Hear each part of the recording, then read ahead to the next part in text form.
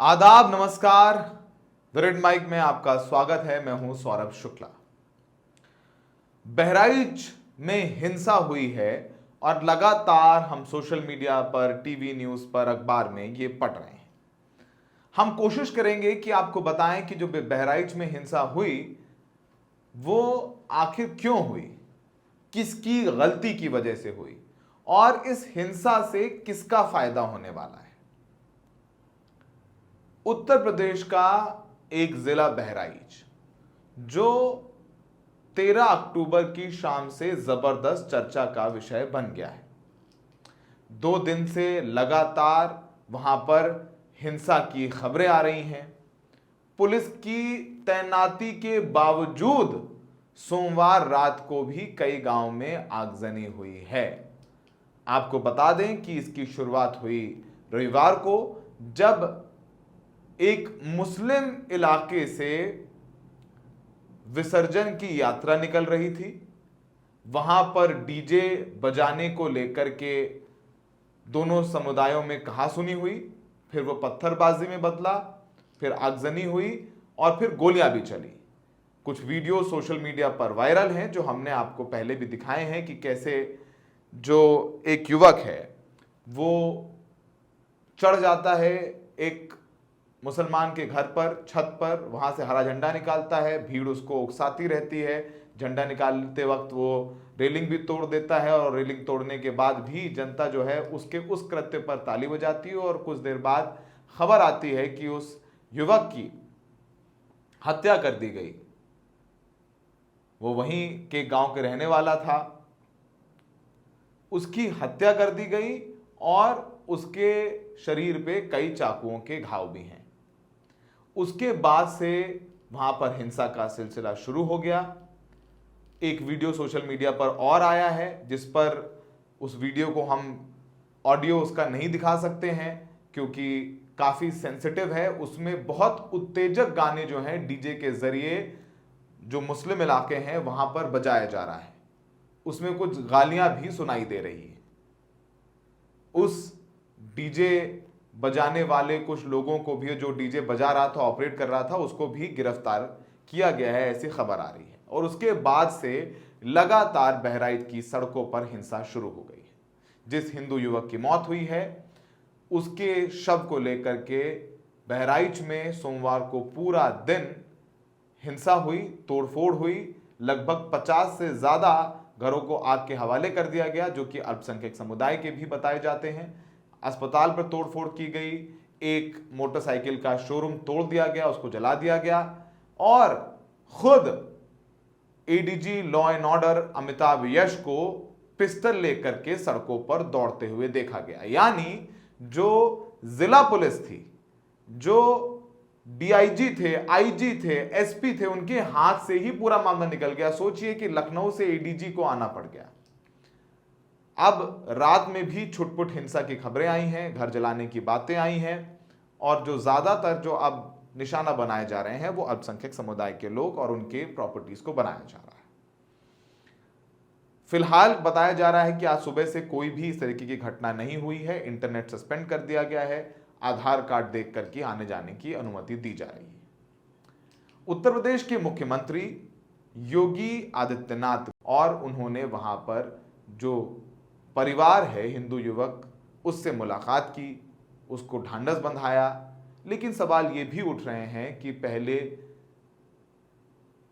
क्या किया गया जिससे हिंसा भड़की। हत्या को कोई जस्टिफाई नहीं कर सकता है। पूरी घटना के बारे में भी जानना बहुत जरूरी है। हमने बताया ही आपको कि दुर्गा पूजा होती है और दुर्गा पूजा के बाद विसर्जन होता है। विसर्जन में आजकल डीजे बजाने का एक प्रचलन है और डीजे की धुन पर नाचते हुए लोगों का हुजूम निकल रहा था। जब ये हुजूम महाराजगंज बाजार पहुंचा तो वहां पर विवाद शुरू हुआ दोनों पक्षों को। और एक पक्ष ने बताया कि आप जो गाने बजा रहे हैं डीजे पर ये उत्तेजक हैं और धार्मिक भावनाओं को आहत करते हैं, जिस पर आपस में बातचीत हुई और फिर जुलूस पर पथराव शुरू हो गया और दोनों संप्रदायों के बीच में तनाव पैदा हुआ और वह तनाव धीरे धीरे हिंसा में बदल गया। उसके बाद हिंदू युवक की चाकू से गोदकर और गोली मारकर हत्या कर दी जाती है, जिसके बाद पूरे इलाके में तनाव फैल जाता है और पुलिस और पीएसी बल को रात में ही पूरे इलाके में सुरक्षा के लिए लगा दिया जाता है। और सोचिए, रविवार को रात में पीएसी और पुलिस को सुरक्षा में लगा दिया जाता है, पुलिस तैनात हो जाती है। फिर से हम बयान सुनवा रहे हैं आपका। अब ये बयान सुनिए वृंदा शुक्ला, जो कि कप्तान है जिले की, वो कह रही हैं कि पूरी सिचुएशन कंट्रोल कर ली गई, और रविवार रात बोल रही हैं जिस रात इस युवक की हत्या हुई।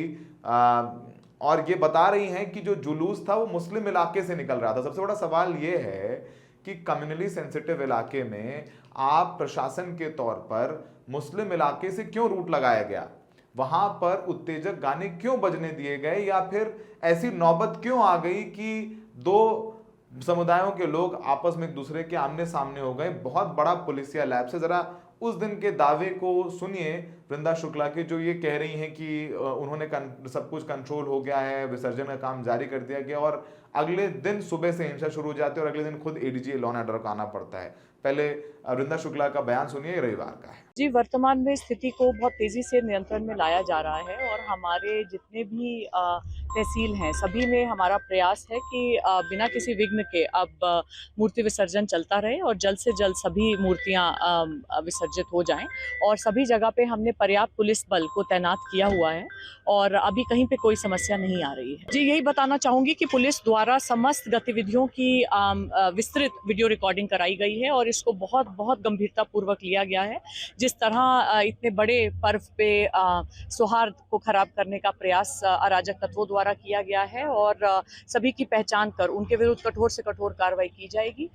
महाराजगंज में ऑलरेडी लगभग 25 लोगों को पुलिस हिरासत में ले चुकी है, जिन्होंने वहां पे आज पूरा डिस्टर्बेंस किया, जिसके कारण ये सारा घटनाक्रम आगे बढ़ता चला गया है। उनके विरुद्ध कठोर कार्रवाई की जाएगी और सभी की पहचान की जा रही है और उस पर इंडिपेंडेंट टीम्स लगी हुई हैं। बाकी सभी जगह विसर्जन चल रहा है, अभी कहीं कोई समस्या नहीं है। डीएम मैम, मैं, हम सभी लोग जितने बड़े प्रोसेशंस हैं उनके साथ में हैं। पर्याप्त पुलिस बल हमें बाहर से और भी प्राप्त हो गया है। 7 पीएसी की कंपनीज हमारे जनपद में हैं। बहुत से अतिरिक्त अधिकारी हमको पास के जनपदों से दिए गए हैं। सभी जगह स्थिति को नियंत्रित किया जाए। आपने वृंदा शुक्ला का बयान सुना। अगले दिन सुबह पहले उस मृत युवक का वीडियो भी वायरल होता है, जो हमने दिखाया है आपको और फिर दिखा देते हैं, जिसमें वो घर की छत पर चढ़कर पहले काले झंडे, पहले जो वहां पर हरा झंडा लगा हुआ था उसको हटाता है और फिर भगवा झंडा लहरा देता है और उस पर उसकी वाहवाही और तालियां बजती हैं और धार्मिक नारे लगाए जाते हैं।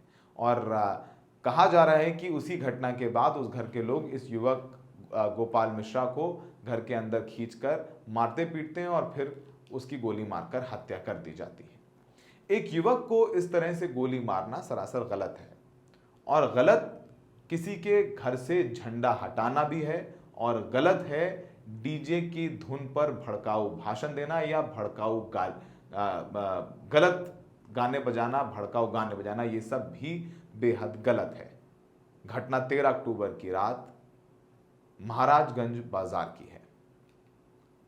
दूसरे दिन 14 अक्टूबर को फिर वायरल होते हैं वो वीडियो जिसमें 5000 से ज्यादा लोगों की भीड़ लाठी डंडे लेकर के युवक के शव को चारपाई पे लेकर के आगे चलते रहते हैं। उनके घर हाथ में कुल्हाड़ियां होती हैं और सड़कों पर वो बदले लेने की मंशा के साथ उतर पड़ते हैं। और वो ये भी कहते हैं, देखते हैं कैसे हम इस वीडियो में, वीडियोस भी ऐसे वायरल हैं जिसमें दिख रहा है कि डंडे और कुल्हाड़ी लेके जा रहे हैं और पुलिस वाले उनको रास्ता दे रहे हैं। ये बहराइच में 14 अक्टूबर को पूरे दिन हुई हिंसा की पहले की तस्वीरें हैं, जिसमें पुलिस बहुत खास एक्शन लेते हुए नजर नहीं आ रही। उसके बाद में वीडियोज आए कि खुद वृंदा शुक्ला जो कप्तान है वो माइक लेके डीएम हेलमेट पहन के टीयर गैस शेलिंग करवा रही हैं, लाठीचार्ज हो रही हैं, और देख रहे हैं कि भीड़ जो है सड़क पर जो घर पड़ रहे हैं उनको तोड़ते फोड़ते आग लगाते हुए निकलती हुई जा रही है। और ये सब कुछ कई घंटों तक होने दिया गया। इसके बाद महाराजगंज बाजार से लेकर के महसी एक तहसील है बहराइच की, और 20 किलोमीटर का ये इलाका है, वो पूरा हिंसा की ग्रस्त में रहा। वहां पर सैकड़ों घरों को, गाड़ियों को आग के हवाले कर दिया गया, मोटरसाइकिल जो भी आया उसको तोड़ दिया गया, गाड़ियां तोड़ दी गई, आग लगा दिया गया। अब जानते हैं जो सबसे महत्वपूर्ण बात है कि दंगे जो हुआ या हिंसा जो हुई वो किसकी गलती से हुई है। कोई गलती है या फिर एक साजिश के तहत हुआ है, ये जानना बहुत जरूरी है। आपकी जानकारी के लिए बता दें कि धार्मिक विवाद में मारे गए लड़के राम गोपाल मिश्रा का पोस्टमार्टम रात में ही कर दिया जाता है, शव भी रात में गांव में आ जाता है। अब ये समझिए कि कैसे प्रशासन की लापरवाही से ये हिंसा होने दी गई है। ये भी एक सवाल उठ रहा है कि भाई रात में शव आ गया, पोस्टमार्टम हो गया, तो आपने अंतिम संस्कार क्यों नहीं कराया। आपको हम ले चलते हैं हाथरस। 4 साल पहले हाथरस में रेप पीड़िता की मौत हो गई थी और उसके शव को रात में ही पुलिस ने जबरदस्ती उसका अंतिम संस्कार कर दिया गया था। खुद पुलिस ने करा, उनके परिवार वालों को बंद कर दिया गया था और चिता को आग दे दी गई और जल्दी चिता जल जाए उसके लिए पेट्रोल भी डाल दिया गया, क्योंकि लग रहा था पुलिस को कि लड़की के शव को लेकर के अगले दिन प्रदर्शन हो सकता है, तनाव बढ़ सकता है और हिंसा हो सकती है। तो फिर इस मामले में जब गोपाल मिश्रा का शव आ गया था तो फिर उसका अंतिम संस्कार रात में या सुबह जल्दी क्यों नहीं करा दिया गया। लेकिन बहराइच में पुलिस प्रशासन को सब पता था कि रात में हिंसक झड़प हो सकती है। रात में ही रविवार को कई जो दुकानें थी उनको टारगेट किया गया, जो कि अल्पसंख्यक समुदाय की थी। ज्यादा फोर्स लगाने की वजह से प्रशासन ने सिर्फ दावे किए और ये कहा कि नहीं, गलती चौकी इंचार्ज की है और फिर चौकी इंचार्ज और थाना इंचार्ज को सस्पेंड करके कहा गया कि नहीं, हमने कार्रवाई कर दी है और पूरी तरीके से ड्यूटी है, सब कुछ कंट्रोल में। और जब बड़े अधिकारियों ने ऐसी ड्यूटी पूरी की तो बाकी मौके पर तैनात पुलिस वालों ने कैसे ड्यूटी दी वो भी आप इन वीडियोस में देख लीजिए। लोग डंडे लाठी लेकर के जा रहे हैं और यूपी पुलिस जो सबसे तेज पुलिस होने का दावा करती है वो खड़ी हुई है। वीडियोस आपने देखे ही हैं कैसे मुंह से ठाए ठाए की आवाज निकालकर अपराधियों को पकड़ लेती है यूपी पुलिस। इस पर भी हंसी मजाक और मीम्स भी बनते हैं। अब वो पुलिस कुछ नहीं कह रही है जिस पुलिस की तारीफ करते और कसीदे पढ़ते मुख्यमंत्री जी का गला नहीं दर्द करता, वही पुलिस लाठी डंडों के साथ जा रहे हजारों लोगों को कैसे सड़क पर अनियंत्रित होने से नहीं रोकती है। बाद में एक्शन में आती है जब तक वो भीड़ 20 किलोमीटर तक अपना उत्पात मचा रही होती है या मचाने जा रही होती है और या मचा चुकी होती है। कई घर फूंक दिए गए, अस्पताल जला दिया गया, दुकानें लूट ली गईं, कई गाड़ियों को जला दिया गया और भी बहुत कुछ हुआ है। जब हिंसा होती है तो जो लोग जिनका हिंसा से, दंगे से कुछ नहीं लेना देना होता, उनके सबसे ज्यादा नुकसान होता है। आपको क्या लगता है, क्या ये रोका नहीं जा सकता था? सब कुछ रोका जा सकता था, लेकिन हिंसा का और चुनावों का आपस में एक बड़ा खास रिश्ता है। हिंसा कहीं होती है, फायदा दूसरे राज्य में होता है। ये भी एक चर्चा है, वो चल रही है और ये राजनीतिक चर्चा करने वाले हैं विपक्षी दल। उत्तर प्रदेश में 10 विधानसभा सीटों पर उपचुनाव होने हैं। तो अब ये जो हिंसा हुई है उसका फायदा इस उपचुनाव में किसको होगा? समाजवादी पार्टी के अध्यक्ष अखिलेश यादव ने एक्स पर लिखा कि चुनाव का आना और सांप्रदायिक माहौल का बिगड़ जाना ये इत्तेफाक नहीं है। जनता सब समझ रही है, हार के डर से हिंसा का सहारा लेना किसकी पुरानी रणनीति है, सब जानते हैं। ये उपचुनाव की दस्तक है। अखिलेश यादव आगे ये भी कहते हैं कि दिखावटी कानून व्यवस्था की जगह अगर सच में पुख्ता इंतजाम करें तो सब सही हो जाएगा, लेकिन ऐसा होगा तब जब ये सरकार चाहेगी। ये आरोप अखिलेश यादव ने लगाया है। अखिलेश यादव का बयान भी आप लोगों को सुनवा देते हैं। बहराइच को लेकर के सबसे पहले तो मेरी अपील होगी कि जो पक्ष उसमें हैं सभी लोग कानून व्यवस्था बनी रहे उसी दिशा में काम करें। जो घटना हुई है वो दुखद है और किस कारण हुई है प्रशासन, शासन और हमारे प्रेस के साथी आप सब जानते हैं। सरकार को न्याय करना चाहिए। एक चौकी इंचार्ज या वहां पर मौके पे कोई और छोटा अधिकारी हट जाए, उससे कानून व्यवस्था नहीं संभलेगी। जिस समय ये प्रोसेशन निकलने का काम शुरू हुआ, कम से कम प्रशासन को इस बात का ध्यान रखना चाहिए था कि जो प्रोसेशन निकल रहा है उसका रूट क्या है, रूट पे पूरी सुरक्षा है कि नहीं है, पर्याप्त पुलिस है कि नहीं है, और उसके साथ साथ उन लाउड स्पीकर्स पे क्या बजाया जा रहा है। अगर ये बात मैं कहूं तो हो सकता है सरकार कुछ और बात कहे, लेकिन कम से कम प्रशासन को यह ध्यान रखना चाहिए था कि आखिरकार क्या बजा रहे हैं, क्या किसी को अपमानित कर रहे हैं। तो ये पूरी जिम्मेदारी शासन की थी, सरकार की थी। अब आपने अखिलेश यादव का बयान सुना। बसपा की राष्ट्रीय अध्यक्ष मायावती का भी बयान आया है।